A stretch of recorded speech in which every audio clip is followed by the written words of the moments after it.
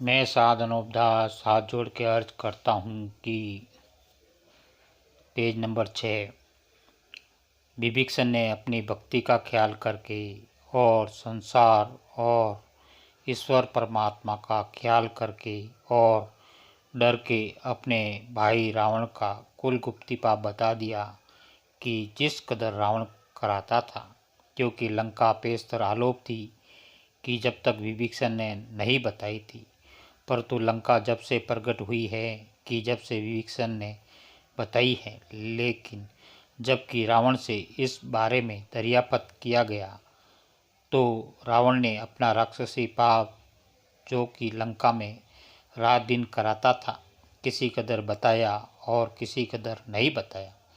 जब शनिचर ने ये देखा कि रावण मेरे से अपने राक्षसी पाप को आलोप रखता है कि जो राक्षसी पाप बाकी रह जाएगा तो हम फिर पाप कर निकलेंगे और तमाम जान को गारद करके 4 फुट और 14 पहाड़ में हम अपना राज करेंगे। इस गरज से कुलजाल अपना नहीं बताया कि जो लंका में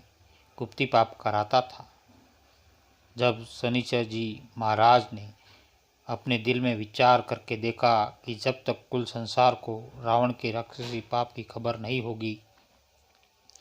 जब तक राक्षसी पाप छूटना मुश्किल है, इस वजह से शनिचर ने रावण के राक्षसी पाप का चर्चा कुल जहान में कर दिया कि रावण ने राक्षसी पाप के जादू से मैं को और मौत को अपने कब्जे में कर रखा है। इससे दुनिया में दिन दिन बुरा होता जाता है। इस बात के सुनत ही कुल जहान ने शनिचर के कहने पर यकीन लाकर एका सब सच्ची ने किया कि जरूर रावण के घर का राक्षसी पाप है और हम सब लोगों की अक्ल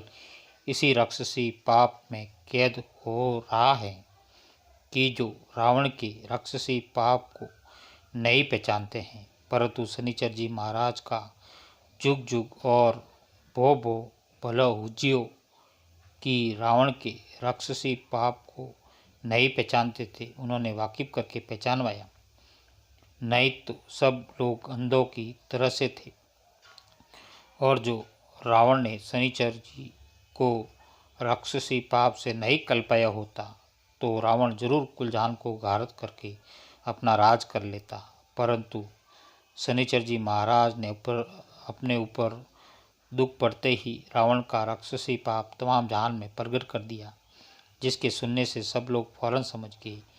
कि जो लंका में रावण राक्षसी पाप कराता था उसको तमाम खलकत ने एक दिल होकर बिल्कुल मिटा दिया। जब से जहान की औलाद को सुख प्राप्त हुआ है, नहीं तो औलाद दुनिया की नहीं रहती, क्योंकि रावण तमाम दुनिया को गारद करके सातों आठों विलायतों को अपने कब्जे में कर लेता और अपना राज करता, जिसका सबूत पुराणों वगैरह से साबित है। बल्कि पेज नंबर 7 राक्षस वेद की किताबें और टिप्पणा वगैरह चलाए थे और रत्ना सागर के ऊपर लंका शहर बसाया था कि जहां हजारों कोसों में पानी भरा हुआ पड़ा है, जिसका हाल पुराणों वगैरह में लिखा है कि रावण ने लंका समुद्रों के बीच में आबाद की थी और सुरग नरक बनाया था और 84 लाख कुंडिया राजलहू की बनाई थी।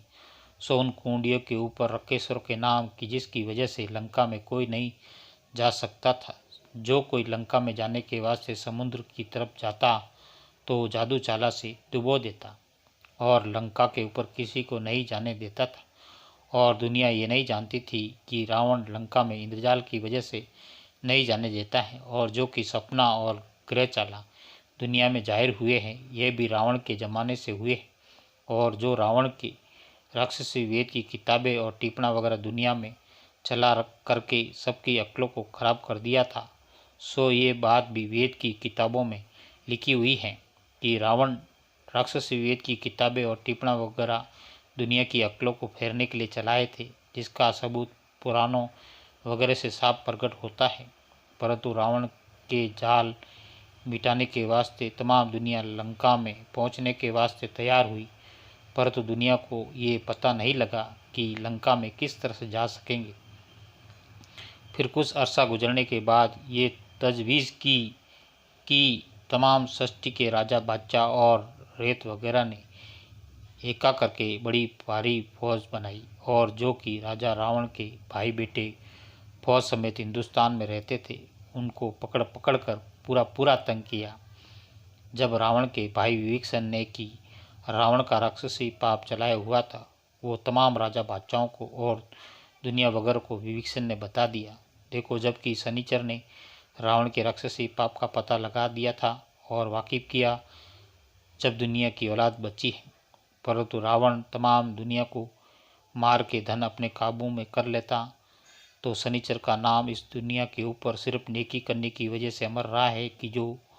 रावण का राक्षसी पाप था उसे दुनिया को बचाई। इसी तरह से हिरण्यकश ने भी राक्षस विद्या चलाई थी जब भी तमाम दुनिया की बुद्धि भ्रष्ट हो गई थी, परंतु उस जमाने में भी तमाम दुनिया ने और राजा बादशाहों ने एक दिल होकर हिरण्यकश के राक्षसी पाप को छुड़ाया। जब तमाम दुनिया बची, नहीं तो हिरण्यकश भी तमाम दुनिया को गारत करके धन अपने काबू में कर लेता और हिरण्यकश ने भी राक्षस विद्या का स्वर्ग। साधनोपदास, किताब जगत कहानी, छावनी हरणपुरा, शिवगंज, मारवाड़, 307027। Phone number 02974 273024।